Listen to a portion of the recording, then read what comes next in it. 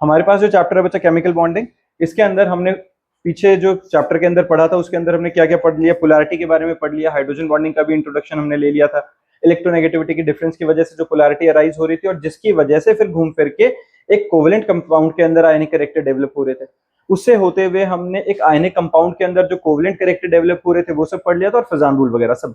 ये सारा पढ़ने के बाद हमने बॉन्ड्स के अंदर पोलैरिटी या फिर हम ये कहें आयनिक कैरेक्टर, कोवेलेंट कैरेक्टर, इनके बारे में डिस्कशन कर लिया था। आज का जो हमारा टॉपिक है, अब हम बात कर रहे हैं उन्हीं कंपाउंड्स के स्ट्रक्चर्स के बारे में कि उनकी ज्योमेट्री कैसे रहेगी। अब ज्योमेट्री का मतलब क्या हुआ कि अगर जो हमारे पास कोई कंपाउंड की फॉर्मेशन होती है तो उस कंपाउंड में मान लो अगर हमारे पास कुछ ऐसा होता है कि वहां पे मानना क्या मतलब एग्जैक्टली कंपाउंड बनेगा भी कैसे, तभी बनेगा जिस टाइम पे दो एटम्स के बीच में बॉन्ड बनेंगे।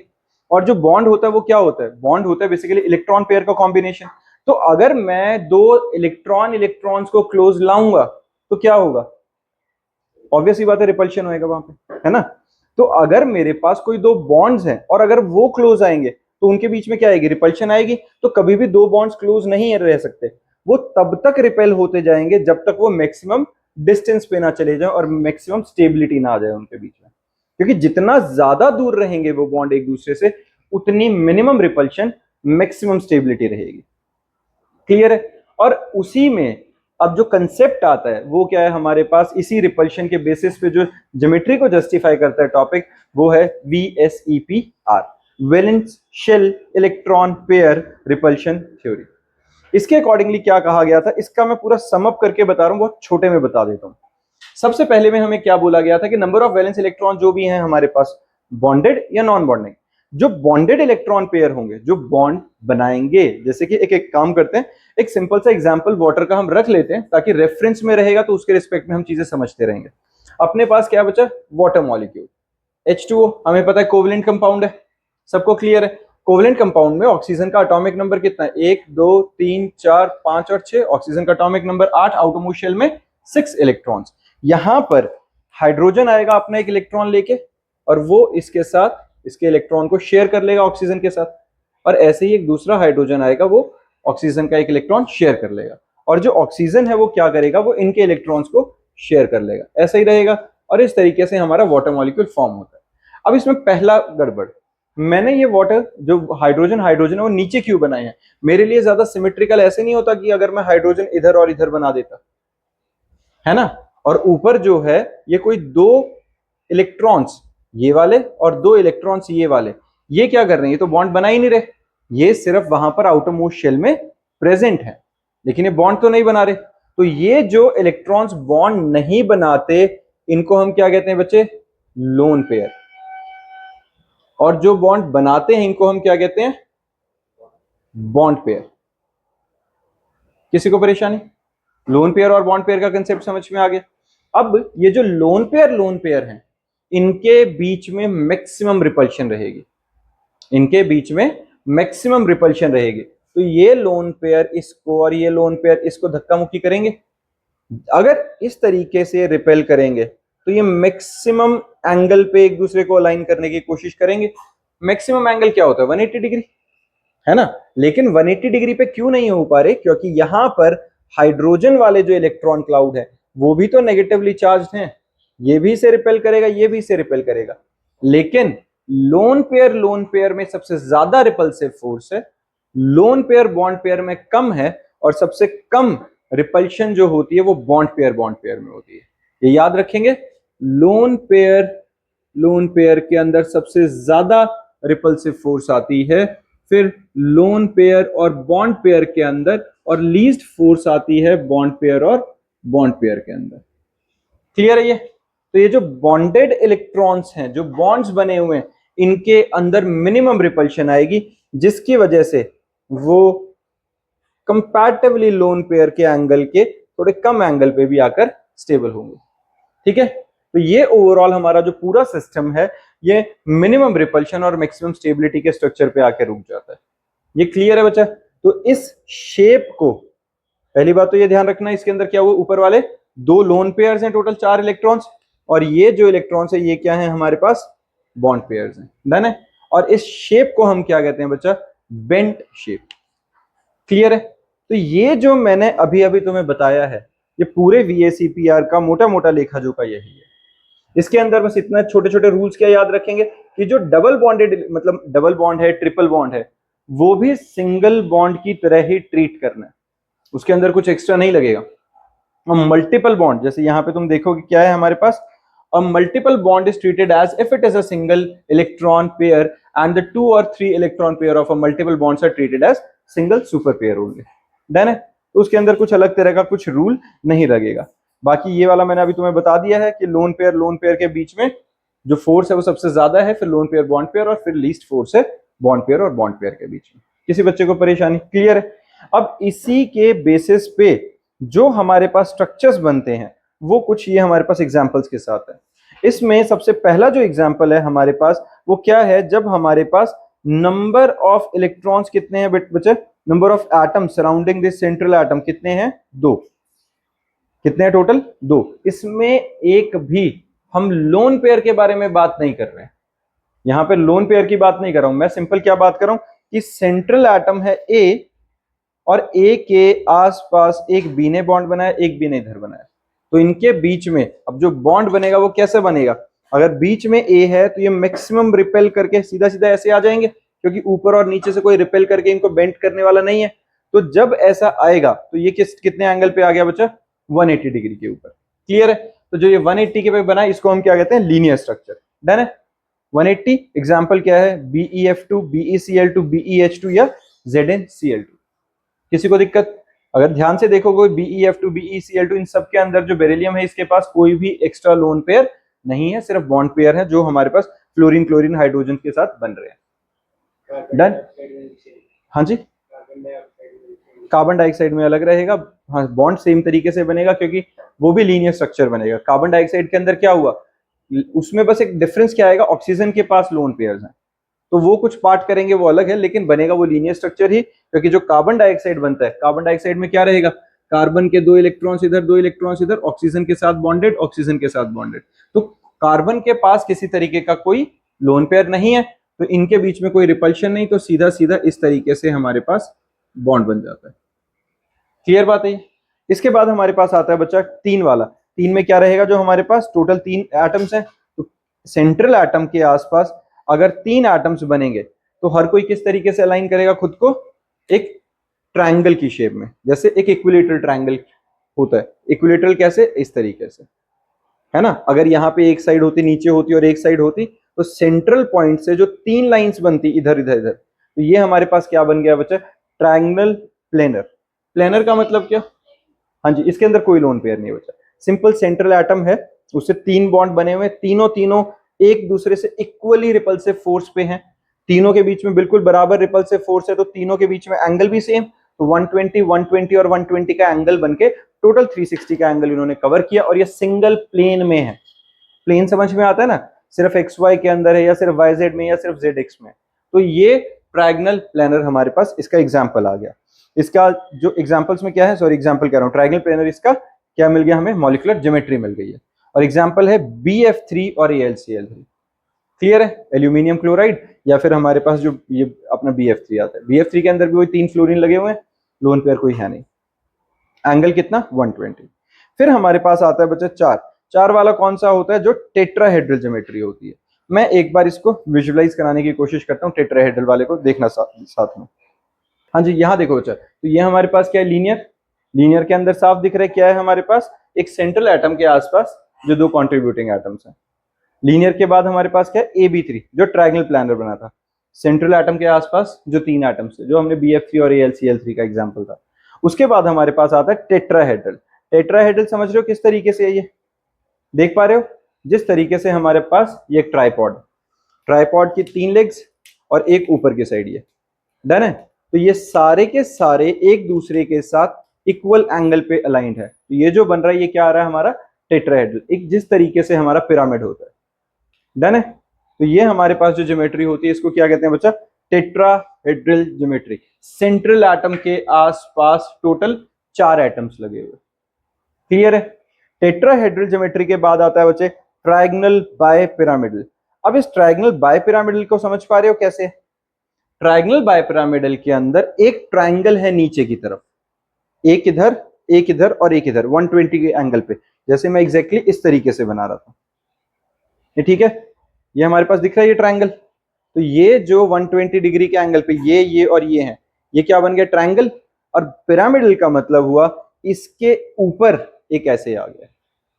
तो कंट्रीब्यूटिंग इलेक्ट्रॉन्स ये हमारा इसके साथ अब जो बनेगा पिरामिडल, तो मैंने अभी कहा था वो टेट्राहेड्रल वाला बन गया। अब ये क्या है? Bye pyramidal. बाय का मतलब दो, तो एक नीचे और एक ऊपर। तो बीच वाला क्या बन गया है? प्लेन, जो एक ट्रायंगल की शेप में बन रहा है, और ऊपर और नीचे की वजह से एक पिरामिड ऊपर बन गया, एक पिरामिड नीचे बन गया। तो ये जो एक सिंगल प्लेन के अंदर तीन आ रहे हैं बॉन्ड्स, ये क्या बन रहे हैं? हमारे ट्रायंगल प्लानर। और ऊपर और नीचे वाले बॉन्ड्स की वजह से हम क्या कह रहे हैं? ये पिरामिडल शेप में आ गया है। जैसे ये है, ये एक पिरामिड शेप में आ रहा है, तो एक नीचे हो जाएगा, एक ऊपर हो जाएगा, तो दो पिरामिड है, तो बाय पिरामिडल स्ट्रक्चर हो गया, बाय पिरामिडल मॉलिक्यूलर ज्योमेट्री आ गई है। किसी बच्चे को इसमें दिक्कत? ठीक है। इसके बाद हमारे पास आता है बच्चा बेंट शेप। अब ये बेंट शेप क्या आता है? इसके अंदर लोन पेयर इंट्रोड्यूस हो जाएंगे। तो इससे पहले बाकी वाले एग्जांपल्स देखते हैं। ये ठीक है बच्चा, ट्रायंगल समझ में आ गया, ट्रायंगल बाय पिरामिडल समझ में आ गया, जो अभी मैंने बताया था कि तीन एक प्लेन में ऊपर और नीचे, वो परपेंडिकुलर साइड में उस प्लेन के साथ आ गए। इसके एग्जांपल्स हमारे पास क्या है बाय पिरामिडल में? PF5 है ना, 5 सेंट्रल एटम के आसपास इलेक्ट्रॉन्स लगे हैं। SbCl5 वही 5 क्लोरीन एटम्स लगे हुए सेंट्रल एटम के आसपास। फिर हमारे पास आता है बच्चा 6, जिसका शेप क्या होता है? ऑक्टाहेड्रल। ऑक्टाहेड्रल में सेम वही स्क्वायर शेप में 1 2 3 4 ऐसे करके स्क्वायर बन गया, और एक नीचे और एक ऊपर, उस प्लेन के परपेंडिकुलर साइड। समझ में आई है ये? तो ये हमारे पास क्या होता है बच्चा? ऑक्टाहेड्रल। ऑक्टाहेड्रल के अंदर हमारे पास टोटल कितने हैं? 6, SF6 TeF6, 6 कॉन्ट्रीब्यूटिंग एटम्स है ना सेंट्रल एटम के आसपास, तो ये हमारा ऑक्टाहेड्रल शेप बनता है। ऑक्टाहेड्रल के बाद आता है पेंटागनल बायपिरामिडल। अब पेंटागनल बायपिरामिडल कैसा होता है? इस टाइप से। पेंटागनल बायपिरामिडल के अंदर भी 5 जो हमारे पास एटम्स होंगे, वो कैसा होगा बच्चा? एक मिनट दिखाता हूं अभी। जैसे 5 एटम्स हमारे पास होंगे जो पेंटागन की शेप में होंगे। अरे चलो नहीं चाहिए। हाँ जी मेरी बात सुनो। तो 5 एटम हमारे पास यहाँ पेंटागन के शेप में होंगे, और एक उसके ऊपर की साइड 90 डिग्री बन जाएगा। एक बनता तो पिरामिडल होता, अगर एक नीचे और एक ऊपर बन जाएगा तो टोटल क्या बन जाएगा? बाय पिरामिडल बन जाएगा। समझ में आई है? पक्का? जैसे देखो, एक यहाँ ऐसे और फिर ऐसे, ये पेंटागन बन गया। समझ पा रहे हो? जैसे इधर से एक ऐसे, ऐसे और ऐसे, 5 आ गई, 5 वर्टेक्स आ गए। एक तुम्हारी तरफ को बॉन्ड है, एक मेरी तरफ को बॉन्ड है, जो उस प्लेन के साथ 90 डिग्री पे बनेगा, तो वो हमारे पास क्या बन जाएगा? पिरामिडल। दोनों साइड हो रहा है तो बाय पिरामिडल। सॉर्टेड है बच्चा? टोटल कितने हो गए? 5 पेंटागन वाले, 2 पिरामिडल वाले, तो टोटल हो गए IF7, 7 कॉन्ट्रीब्यूटिंग एटम्स हो गए। समझ में आ गया बच्चे ये? ठीक है, क्लियर है सबको? इसके बाद आता है जब हमारे पास लोन पेयर इंट्रोड्यूस हो जाता है। अब लोन पेयर क्या करेगा? जैसे यहां पे इस टाइप को समझना बच्चे, ये क्या है? AB2E। AB2E का मतलब क्या हुआ? Central atom A, contributing atoms जो कोवेलेंट बॉन्ड बना रहे हैं 2, और एक है E जो कि लोन पेयर है। E लोन पेयर को रिप्रेजेंट कर रहा है, B सेंट्रल एटम के साथ लगे हुए कोवेलेंट बॉन्डेड एटम्स को रिप्रेजेंट करता है। अब जो लोन पेयर है, जो कि अगर ना होता, अगर लोन पेयर ना होता, तो ये B इधर और इधर सीधे सीधे होने थे कि नहीं? जो हमारे पास B बनना चाहिए था, वो सीधा सीधा इधर भी और इधर भी होना चाहिए था। लेकिन सिंस ये लोन पेयर है, लोन पेयर का जो इलेक्ट्रॉन क्लाउड है, वो इस पे रिपल्सिव फोर्स देगा, और उस रिपल्सिव फोर्स की वजह से ये जो बॉन्ड पेयर्स हैं, ये नीचे की साइड शिफ्ट हो जाएंगे कि नहीं? किसी को दिक्कत? बात समझ में आई है? तो इस तरीके से हमारा ट्रायंगल प्लानर बन जाएगा, जो जिसका शेप क्या होता है? Bent shape. इसी तरीके से हमारा एक बनेगा टेट्राहेड्रल। कब? जब एक सेंट्रल एटम के आसपास, हमारे पास एक सेंट्रल एटम के आसपास 3 कंट्रीब्यूटिंग एटम्स और एक लोन पेयर होगा। तो देखो एक चीज समझना बच्चे, 3 कंट्रीब्यूटिंग एटम, एक लोन पेयर, टोटल मिला के 4 हुआ। 4 किसका बनता था? Tetrahedral shape. सेम इसी तरीके का, एक लेग इधर, एक इधर, एक इधर, 3 बॉन्ड बन गए, और एक हमारा क्या बन गया? ये लोन पेयर बन गया। तो ये कौन सा शेप होता है? टेट्राहेड्रल जैसा बना कि नहीं? तो इसको हम क्या कहेंगे कि टेट्राहेड्रल ज्योमेट्री पे आ गया। क्लियर बात है ये हमारे पास टेट्राहेड्रल ज्योमेट्री हमें मिल गई है। डन है? ट्राइगोनल बाइपिरामिडल इसका नाम है। ट्राइगोनल बाइपिरामिडल क्यों? क्योंकि सिंस ये लोन पेयर, देखो होना क्या चाहिए था, वैसे तो ये इस तरीके से होने चाहिए थे तीनों, लेकिन ये ऊपर से रिपल्शन की वजह से थोड़ा सा बेंड हुए। तो ये पिरामिडल शेप क्यों मान रहे हैं? क्योंकि ये जो हमारे पास है, दिख रहा है ये पिरामिड बनता हुआ, अगर ये ट्रायंगल होता तो ये वाला जो है ये वो पिरामिडल शेप के लिए काम आता, इसलिए इसका नाम क्या है? Triangle pyramidal. ठीक है, वो टेट्राहेड्रल किस हिसाब से बोल रहे हैं? क्योंकि 4 कंट्रीब्यूटिंग एटम्स का शेप है वो। उसके बाद हमारे पास आता है बच्चे 5 के लिए ट्रायंगल बाइपिरामिडल, वो भी समझ में आ रहा है सीधा। अब ट्रायंगल बाइपिरामिडल से पहले एक और एग्जांपल है AB2E2। AB2E2 का मतलब बच्चा 2 बॉन्ड पेयर्स और 2 लोन पेयर्स। ये कैसा हो गया? सेम जैसा वाटर मॉलिक्यूल था। वाटर मॉलिक्यूल में 2 हाइड्रोजन थे और 2 लोन पेयर थे, तो इसके अंदर 2 कंट्रीब्यूटिंग हमारे पास एटम्स हैं और 2 ही लोन पेयर है, तो हमारे पास इसका जो शेप बनेगा वो इस तरीके से टेट्राहेड्रल बन जाएगा। डन है। टेट्राहेड्रल में सेंट्रल एटम के पास 2 बॉन्ड्स और 2 लोन पेयर। डन है, समझ में आया? और ये हमारे पास शेप आ गया, इसका शेप का नाम क्या है? Bent molecular geometry tetrahedral. Example water, जो हमने सबसे पहले डिस्कस कर लिया। सॉर्टेड है बच्चा, किसी को परेशानी इसमें? उसके बाद हमारे पास आता है AB4E, मतलब 4 कंट्रीब्यूटिंग एटम जो उसके साथ सेंट्रल मेटल के साथ, सेंट्रल एटम के साथ बेसिकली जो कोवेलेंट बॉन्ड बना रहे होंगे और एक लोन पेयर होगा। टोटल कितने हो गए? 5 है ना। टोटल 4 बॉन्डिंग और एक लोन पेयर मिला जुला के क्या बनाएंगे? Triangle bipyramidal.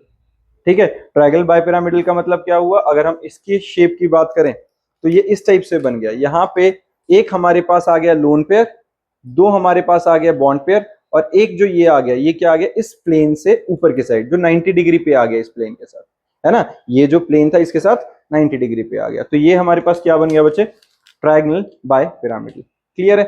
5 थे तो मैंने अभी ये 4 का एग्जांपल दिया था। एक कहां जाएगा? एक इसके एग्जैक्टली परपेंडिकुलर डायरेक्शन में नीचे की साइड। 3 ये, 3 में से एक लोन पेयर, 2 बॉन्ड, चौथा और एक नीचे की साइड जो बॉन्ड आएगा। डन है बच्चे, समझ में आ गया ये हमारे को। फिर अपने पास आता है, इसका शेप क्या रहेगा? सीसॉ। अब AB3E2, AB3E2 के अंदर मतलब कितना हुआ? 3 तो हमारे पास हो गए हैं बॉन्ड और 2 हो गए हैं हमारे पास लोन पेयर्स। ठीक है, यहां तक समझ में आ गया बच्चे सबको? अब हमारे पास जो है AB5E, इसमें क्या है बच्चे? 5 बॉन्ड और एक लोन पेयर। टोटल मिला जुला के कितने हुए? 6 है, तो हमारे पास क्या स्ट्रक्चर बनेगा? ऑक्टाहेड्रल। ऑक्टाहेड्रल में वही हुआ कि 5 बॉन्ड तो हमारे पास पेंटागनल शेप में आ गए, और एक जो मतलब या 4 बॉन्ड हमारे पास स्क्वायर शेप में आ गए, 5वां और छठा ऊपर और नीचे आ गया, है ना। स्क्वायर पिरामिडल शेप आ गया हमारे पास। डन है, क्लियर है बच्चा? Example BRF5।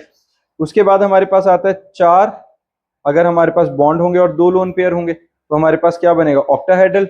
वही 4 तो आगे प्लेन के अंदर और लोन पेयर और ऊपर और नीचे जो पिरामिड शेप की तरह आते हैं, ये आ गया। तो हमारे पास इसका ज्योमेट्रिकल शेप क्या रहेगा? Square planar. क्लियर बात है ये? डन। एग्जांपल के तौर पे हमारे पास क्या हुआ? HCF4। अब हमारे पास फिर आता है बच्चे algorithm for predicting structure of molecule.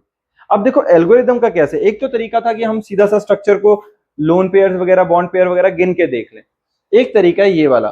पहली स्टेप क्या है? First of all identify the central atom. वो हम कर सकते हैं आराम से, देख के ही पता चल रहा होता है कि सेंट्रल एटम कौन सा है जिसके साथ बाकी सब बॉन्ड बना रहे हैं। तो हमने पहला क्या काम किया? सेंट्रल एटम को आइडेंटिफाई किया। Next step, calculate the total number of electron pairs around the central atom as given below. ठीक है, क्या काउंट करना है हमने? Total number of electron pairs. भाई आसपास टोटल इलेक्ट्रॉन्स हैं कितने उसके, कैसे काउंट करेंगे? Number of valence electron of central atom plus number of atoms linked to the central atom by single bond, सबको प्लस किया, डिवाइडेड बाय 2। डन। यहां से हमारे पास total number of electron pairs around central atom आ जाएगा। Multiple bond if present are considered equivalent to single bond only. अगर double या ट्रिपल भी है उसको सिंगल बॉन्ड की तरह ही ट्रीट करके हम करेंगे।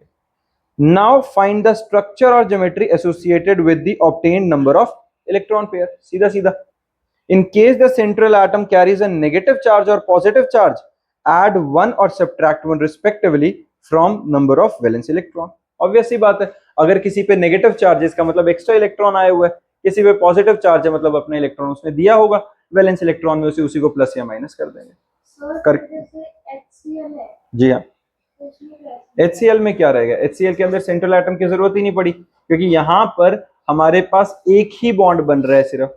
तो क्लोरीन को अगर मैं एटम मान लूं तो हाइड्रोजन उसके साथ एसोसिएटेड, इसकी ज्योमेट्री होएगी क्या, ये तो 100% लीनियर है, जहां मर्जी घुमा दो, इसकी ज्योमेट्री में क्या दिक्कत है ना। अब हमारे पास देखो ये जो है, according on the basis of VSEPR predict the shape of NH2। इस एग्जांपल को देखो बच्चा, NH2 के अंदर अब क्लियर दिख रहा है कि नाइट्रोजन है, क्योंकि उसके आसपास हाइड्रोजन अटैच्ड होंगे। नाइट्रोजन का एटॉमिक नंबर कितना, 7, आउटर मोस्ट शेल में कितने इलेक्ट्रॉन, 5, लेकिन सिंस वहां नेगेटिव है तो एक एक्स्ट्रा इलेक्ट्रॉन ऐड हो गया, 5 + 1 हो गए 6, किसी को दिक्कत है ना। और साथ में 5 + 1 6 तक क्लियर है। अब साथ में हाइड्रोजन, हाइड्रोजन के कितने बॉन्ड है, 2 हाइड्रोजन है, नाइट्रोजन के साथ 2 हाइड्रोजन बॉन्डेड है तो 2 वो हो गए, टोटल कितना हुआ, 6 + 2 8 डिवाइडेड बाय 2 4, आया कि नहीं, हुआ कि नहीं। टोटल नंबर ऑफ इलेक्ट्रॉन्स कैसे निकालने थे बेटा हमें, पहली स्टेप के अकॉर्डिंगली सेंट्रल एटम निकाल लेना, फिर नंबर ऑफ इलेक्ट्रॉन्स कैसे निकलेंगे, वैलेंस इलेक्ट्रॉन, पहले तो वैलेंस इलेक्ट्रॉन 5, अगर नेगेटिव चार्ज है तो एक एक्स्ट्रा इलेक्ट्रॉन ऐड कर दिया, पॉजिटिव होता तो इलेक्ट्रॉन रिलीज करते। सिंस 5 में एक और इलेक्ट्रॉन ऐड करना है तो टोटल हो गए 6। फिर क्या गिनने हैं, कितने बॉन्ड बन रहे हैं उसके आसपास, कितने बन रहे हैं, 2 हाइड्रोजन और हाइड्रोजन के मिला के, तो टोटल कितना हो गया, 5 + 1 6, 6 + 1 मतलब 5 + 6, एक एक्स्ट्रा इलेक्ट्रॉन जो ऐड हुआ, +1 और +1 टोटल हो गए 8। ये +1 +1 लास्ट वाला समझ में ना, हाइड्रोजन हाइड्रोजन के लिए टोटल मिला के 6 + 2/2 4 आया। जो हमारे पास ये 4 आया है ये क्या आ गया, टोटल इनमें से 2 हमारे पास बॉन्ड पेयर्स आ गए। 4 इलेक्ट्रॉन्स अगर हैं एक बॉन्ड पेयर, एक बॉन्ड के अंदर 2 इलेक्ट्रॉन्स होते हैं, तो 4 का मतलब 2 बॉन्ड्स बन रहे हैं। इसको अगर मैं ये कहूं कि भाई डायरेक्ट ही जज करें, तो वैसे भी सोच के देखो, नाइट्रोजन के पास H के 2 बॉन्ड बन रहे होंगे, है ना। कितने आउटरमोस्ट इलेक्ट्रॉन्स थे उसके पास, 5, टोटल 5 थे ना, और एक इलेक्ट्रॉन गेन करके 6 हो गए थे टोटल इलेक्ट्रॉन। तो 1 2 3 4 5 6 ऐसा बना के नहीं, तो हमें साफ दिख रहा है 2 बॉन्ड पेयर और 2 लोन पेयर्स हैं कि नहीं इसके अंदर, वैसे भी जज कर सकते हैं। लेकिन जब हमने कैलकुलेट करके किया तो भी हमें पता चल गया कि हमारे पास टोटल 2 बॉन्ड पेयर्स हैं, और नंबर ऑफ लोन पेयर्स कितने आएंगे, 4 - 2 2। ये बात समझ में आई है, डन। तो हमारे पास क्या आ गया, एक लोन पेयर कितने, 2, बॉन्ड पेयर कितने, 2, सेंट्रल एटम A, तो Ab2E2 बन गया। Ab2E2 का शेप क्या होता था, bent shape, tetrahedral geometry, clear है। इसके बाद हमारे पास आता है बच्चा VBT, valence bond theory. Valence bond theory के ऊपर डायरेक्टली एक क्वेश्चन आएगा, why H2 is formed and He2 is not, why hydrogen molecule is formed with the combination of 2 hydrogen atoms but He2 is not formed, helium का molecule नहीं बनता है 2 helium को मिलाकर, और उसको रीजन को जस्टिफाई कैसे करेंगे हम, VBT के बेसिस पे। VBT का बहुत सिंपल सा एक कंसेप्ट है, इनके अकॉर्डिंगली क्या था, VBT के अकॉर्डिंगली सीधा है भाई, अगर 2 एटम एक दूसरे के क्लोज आते हैं, क्लोज आने के बाद अगर नई अट्रैक्टिव फोर्सेस का मैग्नीट्यूड ज्यादा होगा तो ये एटम साथ में रह जाएंगे, और अगर नई रिपल्सिव फोर्स का मैग्नीट्यूड ज्यादा होगा अट्रैक्टिव से, ये दूर चले जाएंगे, बॉन्ड नहीं बनेगा। हाइड्रोजन के केस में नई अट्रैक्टिव फोर्स ज्यादा होंगी, हीलियम के केस में रिपल्सिव फोर्स ज्यादा डोमिनेट करेंगी। उसी चीज को अब हम इसको टेक्निकली प्रॉपर वर्डिंग के साथ समझते हैं। एग्जाम्पल है, let us consider hydrogen atom A and B which are approaching each other and their nuclei are Na and Nb। Clear है बच्चा, Na and Nb क्या है, न्यूक्लियाई, Ea Eb क्या है, इनके अंदर जो इलेक्ट्रॉन्स है, हमने नाम रख दिया है सिर्फ। यहाँ पे क्या नाम रखा है, यहाँ पर एक जो हाइड्रोजन एटम है उसका नाम Ha, दूसरे का Hb, न्यूक्लियस का नाम हमने Ha और Hb रख दिया, इलेक्ट्रॉन्स का नाम Ea और Eb रख दिया। Ea इलेक्ट्रॉन किसका है, A हाइड्रोजन एटम का, Eb इलेक्ट्रॉन किसका है, B हाइड्रोजन एटम का। क्लियर बात है। अब यहां पर अगर तुम फोर्सेस को देखोगे तो यहां पे कैसी कैसी फोर्सेस हैं बेटा, देखो हमें पता है, अगर मैं पहले की बात करूं, बीइंग न्यूक्लियस, इसने अपने इलेक्ट्रॉन को अट्रैक्ट किया ही हुआ था, किया हुआ था बिल्कुल। बीइंग न्यूक्लियस, बी वाले ने भी अपने इलेक्ट्रॉन को अट्रैक्ट किया हुआ था। ये पहले की अट्रैक्टिव फोर्सेस हैं कि नहीं, जिनको मैंने अभी हाईलाइट किया, ये कौन सी फोर्सेस थी बेटा, जो पहले की अट्रैक्टिव फोर्सेस थी। क्या वहां पर कोई रिपल्सिव फोर्स थी उससे पहले, नहीं थी, लेकिन जब अब ये क्लोज आए तो अट्रैक्टिव फोर्सेस गिनो कौन सी है। अब ये न्यूक्लियस पड़ोसी वाले हाइड्रोजन के इलेक्ट्रॉन को भी अट्रैक्ट करेगा, अपने हाइड्रोजन को भी अट्रैक्ट करेगा। सिमिलरली जो दूसरे वाला न्यूक्लियस है हाइड्रोजन का, वो अपने इलेक्ट्रॉन को भी अट्रैक्ट करेगा और पड़ोसी को भी। टोटल 4 अट्रैक्टिव फोर्सेस आ गई हैं, आई कि नहीं? रिपल्सिव फोर्सेस कितनी आई? इलेक्ट्रॉन और इलेक्ट्रॉन के बीच में रिपल्शन, न्यूक्लियस और न्यूक्लियस के बीच में repulsion. Attractive forces 4, repulsive forces 2। Overall in magnitude the magnitude of attractive forces is greater than repulsive force. तो ये दोनों के बीच में बॉन्ड बन जाएगा। क्लियर बात है, ये सीधा कंसेप्ट है बच्चा। It has been observed that magnitude of new attractive forces is more than the new repulsive forces. As a result, two atoms approach each other and the potential energy of the system decreases and hence H2 molecule is formed. Clear बात है ये? ठीक बात है। इसके अंदर यही दिखाया गया है इस स्ट्रक्चर के अंदर कि जब ये दो मॉलिक्यूल एक दूसरे को अप्रोच करते हैं तो एक सर्टेन टाइम के बाद इनकी पोटेंशियल एनर्जी रिड्यूस हो जाती है। बात समझ में आ रही है? फिर इसके बाद हमारे पास आता है He2 molecule. Why helium molecule is not form? जो क्वेश्चन है, why helium molecule He2 is not form? क्योंकि इसके अंदर जब हम देखते हैं तो यहां पर जो हमारे पास ओल्ड फोर्सेस थी वो मैंने ग्रीन वाले से मार्क करी हुई है, 4 ओल्ड फोर्सेस थी, और जो न्यू फोर्सेस हैं वो अभी 1 2 3 4 न्यू फोर्सेस आई। 4 पहले थी, 4 अब है, 8 टोटल अट्रैक्टिव फोर्सेस हैं। रिपल्सिव फोर्स कहां आ रही है? यहां पर सोच के देखो किस किस में आएगा। इलेक्ट्रॉन इलेक्ट्रॉन में रिपल्शन, इलेक्ट्रॉन इलेक्ट्रॉन में रिपल्शन, इस नेगेटिव और इस नेगेटिव में रिपल्शन, इस नेगेटिव में रिपल्शन, और इन न्यूक्लियस के बीच में भी रिपल्शन। और ये जो न्यूक्लियस और इन सारों की ओवरऑल की रिपल्सिव फोर्सेस का मैग्नीट्यूड है वो अट्रैक्टिव फोर्सेस से ज्यादा डोमिनेट करता है। तो इसकी वजह से न्यू अट्रैक्टिव फोर्सेस हमारे पास कितनी आई? 4, लेकिन नई रिपल्सिव फोर्सेस कितनी बनी? 5। ठीक है, न्यू रिपल्सिव फोर्सेस कितनी है? 5, अट्रैक्टिव थी सिर्फ 4। तो यहां पर there are 4 new attractive forces and 5 new repulsive forces. Therefore repulsive forces predominate and the potential energy of the system increases, which leads to instability. Hence He2 molecule is not formed. वो बच्चे total नई वाली गिनो, सिर्फ 2 तो पहले भी थे ना इलेक्ट्रॉन इलेक्ट्रॉन के बीच में, नई वाली जो आई है टोटल 5 नई आई है रिपल्सिव फोर्स। क्लियर बात है? ये कंसेप्ट समझ में आ रहा है बच्चा? ये क्वेश्चन एज इट इज तुम्हें इसी वर्डिंग के साथ रिप्रेजेंट करना है। थ्योरेटिकल क्वेश्चन आएगा तो इसी तरीके से लिखोगे तो मार्क्स मिल जाएंगे। फिर हमारे पास आता है बच्चा ऑर्बिटल ओवरलैप या कंसेप्ट ऑफ कोवेलेंट बॉन्ड। अब देखो कोवेलेंट बॉन्ड का कंसेप्ट क्या कहता है बच्चा?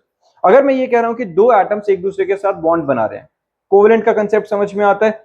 एक एटम का इलेक्ट्रॉन क्लाउड दूसरे वाले न्यूक्लियस के साथ भी शेयर होगा, इसका इलेक्ट्रॉन क्लाउड इस वाले के साथ भी शेयर होगा, और अब जब ये दोनों शेयरिंग कर लेते हैं तो क्या बन जाता है? Covalent bond.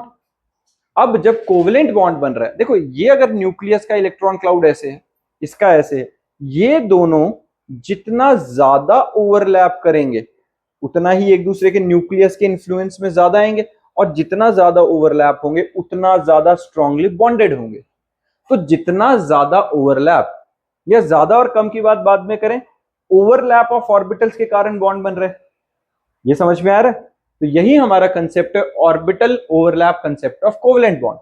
इनके अकॉर्डिंगली क्या था? इस कंसेप्ट के अकॉर्डिंगली है when the 2 atoms approach each other, partial merger of 2 bonding orbitals known as overlapping orbital occurs, and greater the overlapping the stronger is the bond formed between the 2 atoms. यही बात है। अब इन दोनों structures के, इन दोनों atoms के basically electrons के overlap होने की वजह से एक नया सा कोई शेप का इलेक्ट्रॉन क्लाउड मिलना शुरू हो गया हमें। तो ये जो स्ट्रक्चर्स, मतलब ये 2 एटम्स के कॉम्बिनेशन से जो एक नए टाइप का हमें मॉलिक्यूल मिला या नए टाइप का इलेक्ट्रॉन क्लाउड फॉर्म होते हुए मिला, उसको हम क्या कहेंगे? Molecular orbital. डन है? एटम्स के ऑर्बिटल्स की ओवरलैपिंग की वजह से जो मॉलिक्यूल की फॉर्मेशन होती है, उस मॉलिक्यूल के ऑर्बिटल को हम क्या कहते हैं? Molecular orbital. डन है बच्चा? अब इसके अंदर 2 तरीके से ओवरलैपिंग हो सकती है। एक साइड मतलब हेड ऑन ओवरलैपिंग, और एक होती है साइड वाइज ओवरलैपिंग। जब हेड ऑन ओवरलैपिंग है, मान लो मैं सिंपल एक एग्जांपल, चलो एग्जांपल से पहले एक देखते हैं सिग्मा बॉन्ड और पाई बॉन्ड क्या है। सिग्मा बॉन्ड बनता है जब हेड ऑन ओवरलैपिंग होती है, और पाई बॉन्ड बनता है जब साइड वाइज ओवरलैपिंग होती है। अब सिग्मा बॉन्ड क्या रहेगा? Sigma bond, the bond formed by the end to end head on overlapping of bonding orbital along the internuclear axis. The overlap is known as head on overlap और axial overlap. अब जो s orbital होते हैं इसमें तो axial है ही नहीं, कुछ एक ही लाइन होती है सीधा जो डायमीटर के अलोंग जाएगी, एक दूसरे को अगर जो अप्रोच करेंगे तो ओवरलैप करेंगे, हेड ऑन ओवरलैप ही होने वाला है हमेशा, चाहे ये एस एस ओवरलैप करें या एस और पी ओवरलैप करें, तो इनका हमेशा जो ओवरलैप होगा वो क्या होगा? Head on overlap. समझ में आई है? तो हमेशा जब भी एस ऑर्बिटल इंक्लूड होगा कभी भी ओवरलैपिंग में, तो हमेशा कौन सा बॉन्ड बनेगा? Sigma bond. क्लियर है? सिग्मा बॉन्ड कब बनता है? जिस टाइम पे एस ऑर्बिटल्स की ओवरलैपिंग होती है। अब अगर पीपी ओवरलैप करें, अब पी के पास दो ऑप्शन है, एक पी पता है सबको क्या होता है? डंबल शेप्ड ऑर्बिटल, इस तरीके से इलेक्ट्रॉन क्लाउड घूम रहे हैं, तो अगर इस तरीके से घूमते हुए एक दूसरे के हेड के साथ ओवरलैप कर रहे हैं इस तरीके से, तो हम क्या बनेंगे? बताए बोलेंगे ये हेड ऑन ओवरलैप हुआ है पीपी ऑर्बिटल का, तो बॉन्ड क्या बनेगा? Single, sigma bond. क्लियर है ये? और अगर हमारे पास यही पी ऑर्बिटल साइडवाइज ओवरलैप कर लेंगे एक दूसरे को इस तरीके से, तो इसका जो मॉलिक्यूलर स्ट्रक्चर बनेगा, मॉलिक्यूलर ऑर्बिटल बनेगा, वो इस टाइप का बनेगा। एक्सियल लाइन के ऊपर और नीचे किसी तरीके से इलेक्ट्रॉन्स घूम रहे होंगे। समझ में आई ये बात? तो ये जो बॉन्ड बनता है जो साइडवाइज ओवरलैपिंग से बनता है, इसको हम क्या कहते हैं बेटा? पाई इलेक्ट्रॉन क्लाउड या पाई ऑर्बिटल। समझ में आ गई है? ठीक है, तो pi bond is weaker bond as compare to sigma bond. क्यों? जितनी ज्यादा ओवरलैपिंग उतना ज्यादा स्ट्रॉन्ग बॉन्ड।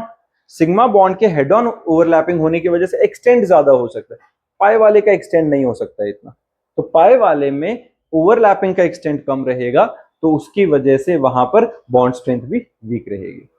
क्लियर है बच्चा? तो pi bond are weaker as compare to sigma due to smaller extent of overlapping in the formation of multiple bonds. अब ये ध्यान रखना इंपॉर्टेंट है बहुत, डबल बॉन्ड और triple bond between the two atoms of a molecule, pi bond is formed in addition to sigma bond. That is, in addition का मतलब क्या हुआ? अगर कहीं पर भी डबल बॉन्ड है तो एक सिग्मा और फिर पाई बनेगा, अगर ट्रिपल बॉन्ड है तो एक सिग्मा और उसके बाद दो पाई बनेंगे। क्लियर है? हर बॉन्ड में सिग्मा तो होगा ही होगा, सिंगल बॉन्ड है तो सिर्फ सिग्मा होगा, डबल है तो एक सिग्मा एक पाई होगा, ट्रिपल है तो एक सिग्मा और दो पाई होंगे। क्लियर बात है बच्चा ये? तो ये हमारे पास बॉन्ड्स का कंसेप्ट है। अब इसमें पॉजिटिव ओवरलैप, नेगेटिव ओवरलैप में हम यही दिखा रहे हैं कि इसके अंदर अगर जो ओवरलैप होता है पॉजिटिव और नेगेटिव के अंदर भी, तो ये हेड ऑन ओवरलैप की बात हो रही है, साइड वाइज ओवरलैप की है, और ये जीरो ओवरलैप है लास्ट में। जीरो ओवरलैप क्यों? क्योंकि सिमेट्री नहीं बन रही है, एक टेढ़ा है और एक सीधा है, तो ये प्रॉपर ओवरलैप नहीं करेंगे तो इनका स्ट्रक्चर कभी भी मॉलिक्यूलर स्ट्रक्चर की फॉर्मेशन होगी नहीं, मॉलिक्यूल नहीं बनाएंगे। क्लियर बात है बच्चे? कंसेप्ट समझ में आ गया? इसी के साथ हमारा VSEPR, VBT और orbital concept of molecular structures खत्म हो जाता है। नेक्स्ट क्लास के अंदर हम हाइब्रिडाइजेशन से स्टार्ट करेंगे।